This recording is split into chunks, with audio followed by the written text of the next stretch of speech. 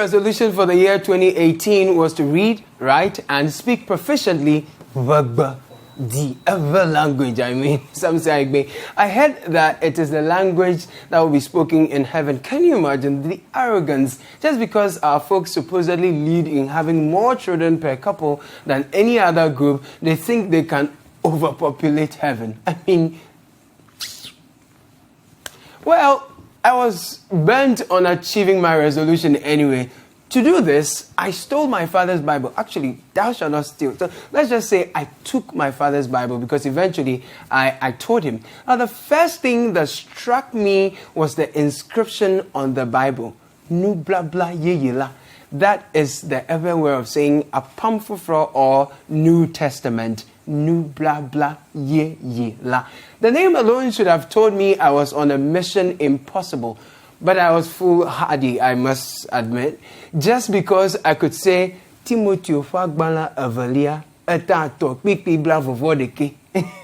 That is our way of saying 2 Timothy 3:21. I felt so happy. But scanning through Petro Fagbala Yakubu to Revelation, I had to stop because it was becoming a matter of migraine. The vocabulary was just too much, I couldn't handle. And that was how I ended my 2018 resolution in the very first week of January.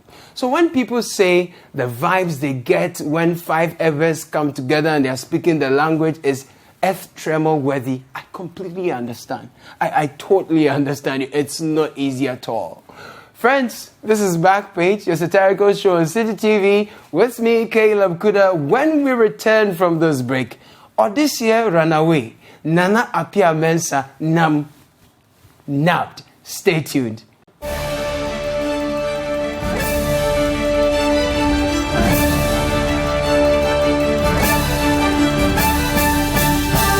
Welcome back to BackPage on Citi TV. My name is Caleb Kudah. He was declared wanted for crushing the investments of many in what has been described as a Ponzi scheme of calamitous proportions, with a promise of 120% a promise of 120% annual return on investments. Mr. Nana Appiah Mensah, the lavish man's lavish man, managed to sway otherwise right-thinking Ghanaians into borrowing more money in addition to their lifetime savings in return for glitzy gold collectibles from NAM. Several warnings were issued, but no, like Adam and the apple, NAM1 continued to flirt with the desires of those who wish to break the chains with poverty, either out of greed or sheer need for more. And his fanatic investors were as diligent as an ant. How adamant. Just as no lie can live forever, Nana Appiah Mensah and his disciples began to know their real levels. They couldn't gringo for long. Fast forward, his disciples who previously accused the government of destroying a thriving business now called on the same government to intervene, grab NAM1, defray his assets, and settle them. Some even asked the government to settle them with the never adequate taxpayers' money. Sagawili, the unbelievers hissed. Now, the government stands accused. It risks being tagged insensitive, though its decision not to pay the disappointed NAM1ites is welcomed by many. Panicking, it declares NAM1 wanted. At least that will appease the angered and ease pressure on the government itself. Where could NAM1 be? If I were him, I would run to Dentro Boase. There, I will befriend the ever hospitable people of Dentro Boase and be sure I will be safe. See, not even the Chief of Defense Staff and his men will dare chase me. Talk less of, respectfully, the police. You see, like some people there would do justice to them. They would know where pepper lies. But no, Mr. Lavish Man chose a lavish city, Dubai, without even saying bye-bye to the people he defrauded. Bad stories make for great market days for the media. they will fall over themselves to earn the accolade, we speak first. Often, I watch them shove microphones, cameras, and recorders, even in the faces of dying individuals trapped in an accident. They want an interview, even from a dying soul. Well, good news is CityNewsroomOnline.com published it fast, just after Daily Statesman, I believe. Those who lost out on it called community police in Dubai. And they were told that the story is not true. And so they published that it is not true, Nam1 has been arrested. They published it with gusto. If you check galaxyfmonline.com, you will see that story. And those who didn't know what to do because they didn't get the scoop had no joy. But they laughed their apparent defeat of God being so good. The story was true. Shame on all the haters. Now, the Nam has been nabbed indeed. Shockingly, however, that was a month ago. More shockingly, his arrest had no connection to the Menzgold disturbances here in Ghana. Hey, Konkontiba Dania Ponchireniu. Rather, he had upgraded his Ponzi shenanigan to Dubai, international scammer, where systems work as if they were operated by angels. Not here in Ghana, where churches and mosques outnumber factories and schools. Each square kilometer of land is in a residential area could have about 8 churches. That one, we call it Chapel Square.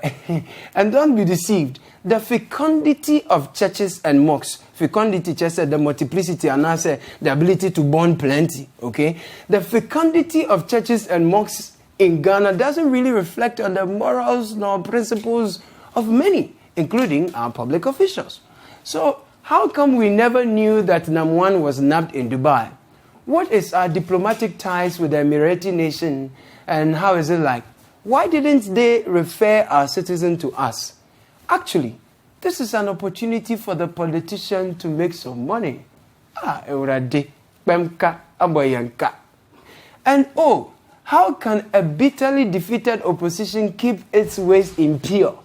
By blaming every failing of society on the president, even if it means using a young man who some think has a specialty in making noise more than anything else. The state is clothed with enough power and resources to retrieve the monies of Menzgold customers and to compensate them. This responsibility must not be abdicated as if government is a mere passive observer in this whole debacle. Ladies and gentlemen, President Akufo-Addo has been part of this problem and must be part of the solution.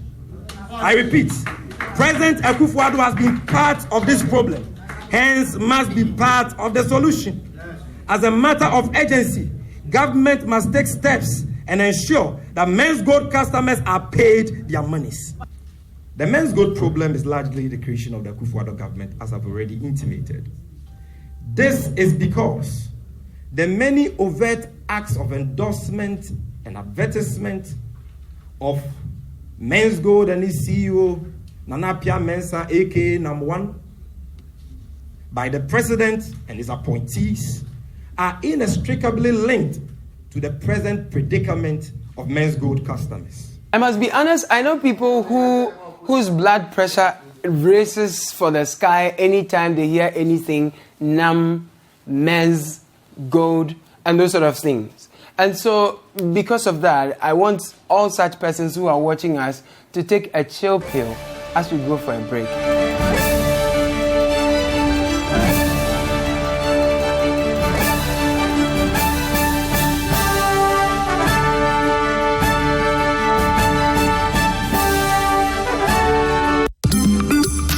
Spend 30 minutes every weekday catching up with all the trending social media conversations of the day. If you tweet it, we'll read it. We might just even Skype you. 30 minutes is all it takes, so use the hashtag 30minutes on social media to catch our attention. Join the most interactive social media TV show weekdays at 5 p.m. only on Citi TV.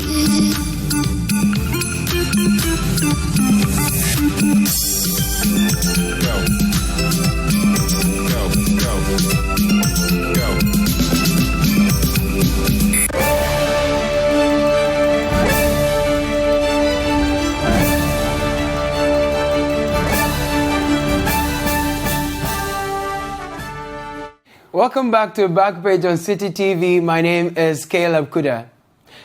Her working visits very often come with fascinating stuff. The last time she embarked on one, we heard a judge say she defecates in a chamber pot due to the absence of a decent toilet facility. Did I just hear you say ew? Yeah. So once in the heat of a court hearing, the judge received a call from Nature. Yeah, Nature's call. She passed an emergency message to the clerk. Adjourn the hearing now. I need to go and do the do. I for do the thing. That was the judge. Now, without hesitation, the clerk interrupts the proceedings and says, Her Worship Mediwasam Amaweniaje wants to attend to an important call from Nature. Now, court, rise. And that was the end of the hearing. But that claim, though, that, the judge has to defecate in a chamber pot was rejected by the municipal authority, right, at the time in Kaswa, if you remember that story. Anyway, this time, after cutting the ribbon for the Wasa District Magistrate Court building, Her Ladyship Chief Justice Sophia Ekufo says she doesn't like the building. Now, pay attention to the body language of the Wasa Chief Executive and that of the Chief Justice herself in this video. This is not the court we want. And so you should already be thinking of another location, or can be anywhere near here. And then you do it the way you want it. So, and the way it, because as it is, places that should be confidential are too open to the public. And this, as for this one, it's an engineer. She says, this is not the kind of court we want. It doesn't meet judicial standards. You should be getting ready to build a new one. This one was built quite recently. We inherited it. When we came, it was in bad state, but we renovated it and then finished it. And we thought that it's one of the best courthouses in Ghana. So when he was coming, I was expecting to say that, oh, your place is better than a high court. But as it is, I couldn't stand there and promise that I'm going to build a new courthouse. First of all, DCE says the court has been in operations for some 8 months and that the court was actually inherited. He also says that the court has been refurbished. That's some nice burglar proofs we saw there. And I love the office cabins too. Very modern, and your dockets are very safe. I can imagine the DCE going home and saying, Chief Justice Pa, if you don't like the building and you even suggest we should use it for a library, and on this our sign check. And as I watch the memo from my finance minister, please don't come and disturb me. I can't come and kill myself. Anyway, Her Ladyship will be retiring this year. It's shocking because she doesn't look it. She's got so much energy that the last time she was at the GGA Awards, very late into the night, she stood and spoke for nearly half past an hour, and it was past midnight. And those of you saying younger justices equally qualified for the role and could have served in the office for long, please, kindly stop it. Do you know what honor it is to have the title JSC attached to your name? Sure. You go to places and Ghanaians are falling for you. Even if it means, even if you are doing this for just a day, it is worth it, Papa. Consider the fact that, as for the IGP in Podia, he himself is a retired officer who keeps appointing his fellow retirees as his deputies. And let's not talk about the tedious process of appointing another Chief Justice. What do you understand by the phrase, we have the men? And maybe I should add, we have the women too. There are many, So there are so many. And if your concern is about the retirement package, maybe that the justice will be taking, and that's why you are concerned, maybe you should be considering voting for Alban Bagbin to become the next president. In fact, as president, I will do away with the whole idea of ex-gratia, because I don't think that is serving the purpose for which it was established. Why? It's a complete waste. So if you serve for 4 years, nothing to take home? No, it's a contract employment. and the contract will identify your entitlements. You understand? But not ex-gratia. Even for presidents? You know, presidents, we take them for life. In fact, one of the things I want to see in our constitution is to remove that immunity to our presidents. Well, they should be the first to be subjected to the law. Why should they be exempted from the law? Prosecution, like paying taxes, commission of crimes and all those things. I think that it doesn't make us equal before the law. As a sitting president, as a former president, or both? Sitting, both, whatever. So they should. We need so to use someone some should of be able these to things. prosecute a president. Yes, you think? we need to use some of these things to be able to fight corruption. The president should pay tax. He should. Why Minister not? should pay tax. Leadership by example. And after 4 years, you wouldn't give them an end of year package. You wouldn't give them an end of service benefit. Is that what is administered to the people? Yes, so after 26 years of enjoying ex-gratia, Second Deputy Speaker of Parliament and NDC flag bearer hopeful Alban Bagbin says when he becomes president, he will scrap it because it has not achieved its purpose. Some Ghanaians have welcomed this piece of news with great excitement. But one of them, a certain Eric Asamoah, is a good friend of mine. He wonders why our leaders only get more of such sensible ideas only during campaign time. As MP, Eric, my friend, argues that Mr. Bagbin, or Honorable Bagbin, could easily propose a bill of amendment in Parliament to effect this change. And Mr. Bagbin has also been accused of outdoing himself to make promises he will break just when he is voted as president. Honorable Bagbin, please, I believe you are sincere. In fact, I am one of the 2 people in Ghana who believe you can, and in fact, you should be president in the not so near future. So please, forget the haters. Empty their negatives into a bin, okay? We will carry your bag for you.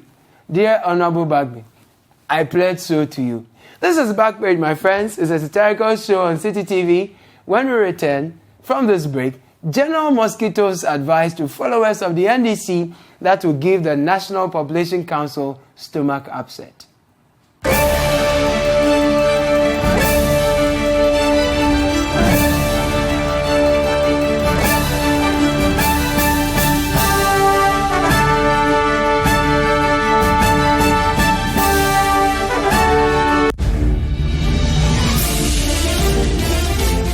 All the news, analysis, projections, and policies that affect your business, curated and delivered in a simple and timely format.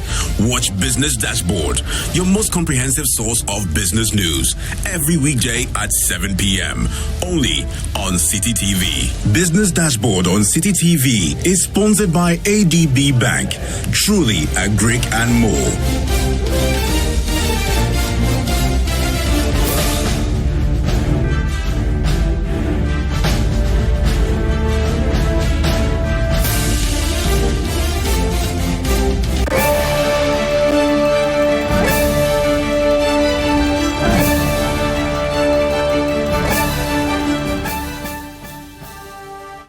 Welcome back. This is BackPage, a satirical show on Citi TV. My name is Caleb Kudah.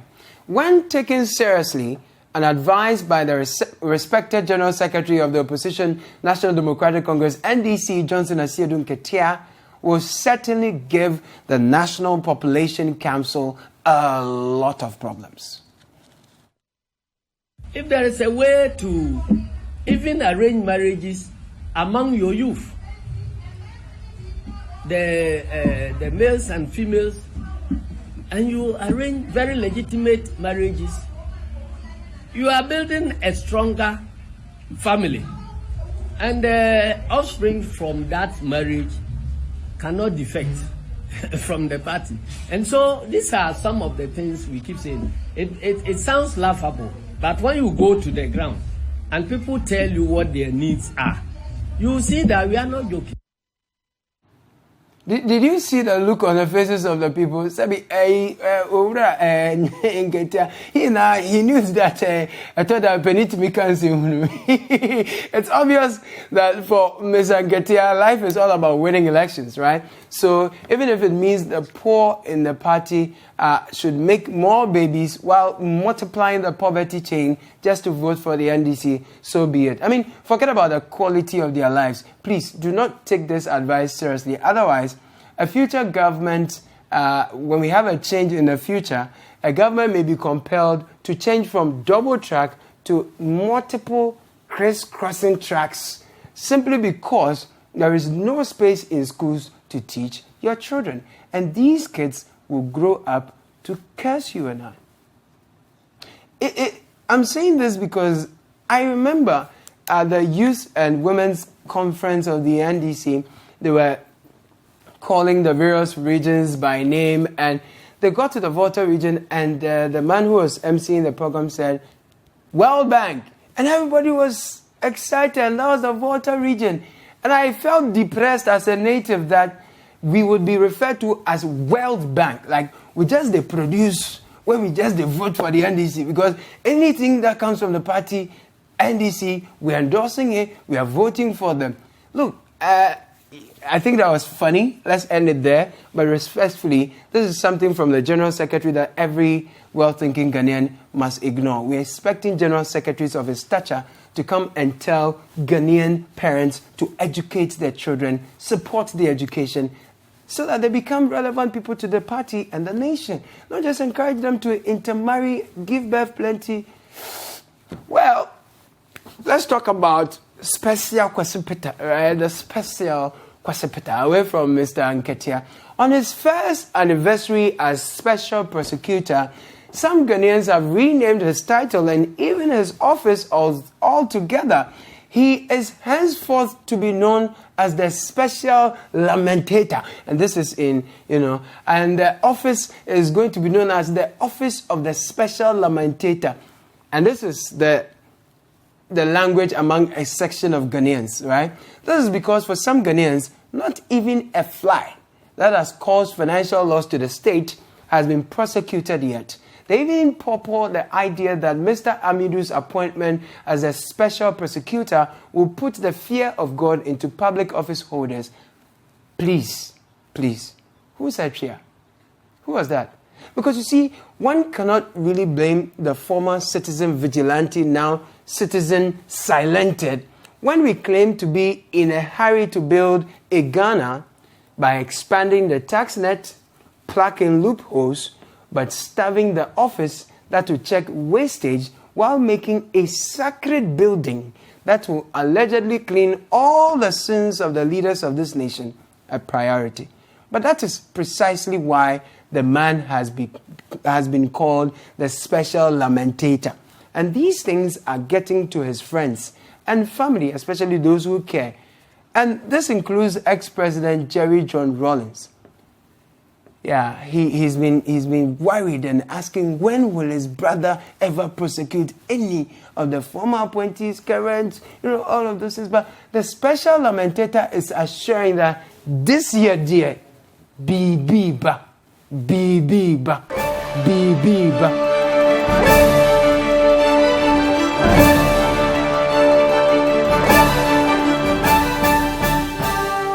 Now, a phenomenon on social media has reminded many Ghanaians yet again that poverty is not good, but God is good. It is called the 10-year challenge, where people put together their 10-year-old pictures and compare it with their current photos and then share them on social media. Now, some of the pictures, when you look at them very clearly, you can tell it was actually poverty itself that took the selfie. I mean, you should just go on Facebook. I can't put my friends together. It will get problems for me. But you can just go on social media and look at your friends, their photos and things. But we have put together a collection of some really ravishing photos of some of our ex-leaders and our current. Take a look at their beginning and their now. And you see that indeed, and getting rich early is not entirely a bad idea at all. So that is ex-president Jerry John Rawlings. I think that was when the phrase, is it Rawlings chain? Yeah, that was when the phrase Rawlings chain was invented. That was him and his beautiful sassy wife, ever fashionable. Those days, that is the fashion of the time. Yeah, Jerry with Afro. See the transformation. My brother, don't give up on life. God has not ended with you. But look at ex-President Kufuor. This is what I'm saying, that it's good to be rich early from the onset. Look at the suits. Look at the gown. Look, Charlie, the guy gets swag. It be giant dada. Wow. Just look at that. My brother, this year you have to make money. But you have to hustle well, because if you find yourself in jail, you may be there for a very, very long time, even for stealing a bin. The 10-year Afro Mahama, he and Madame Lodina. You can tell that please move the picture quickly, otherwise you get me into trouble. But that's the fine boy. Lies. You have to be present one day. If your dream is to be present, you have to be present, because even the quality of your smile will change. Yeah, the quality of the smile. And that is Michelle Robinson before, and Barack Obama, now Mr. and Mrs. Obama. You should find Becoming and read, especially the ladies, Oh, nice. Do you know, by the way, that Michelle was Barack's mentor in law school? Yeah. And look at the transformation, my brother. I'm not sure if this is 10-year challenge, but God is good, and poverty is not a very, very good thing. 2019, we have to achieve our resolutions. And some of our folks at Agbogloshi have a wish. They say that in 2019, if this government is able to fulfill that wish for them, it will sweet them. Oh, if you fix it for us, it will sweet us, because we are suffering for the road. That's our problem, that main problem that we are suffering for it here. So when you do it for it, it will sweet us. Because even when the whites come to the market, they talk, say, yes, too very dirty.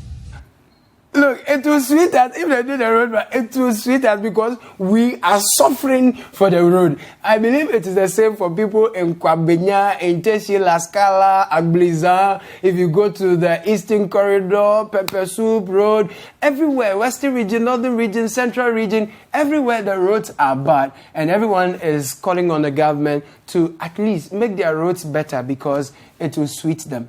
My dear friends, this is BackPage. This is how we will end our show for today. My name is Caleb Kudah. Thank you for staying with us. Do check me out on Facebook, Caleb Kudah, on Twitter, @Caleb Kudah. And if you go to our YouTube channel, Citi TV GH, and search BackPage, you'll find all our episodes, and you can share with the rest of the world.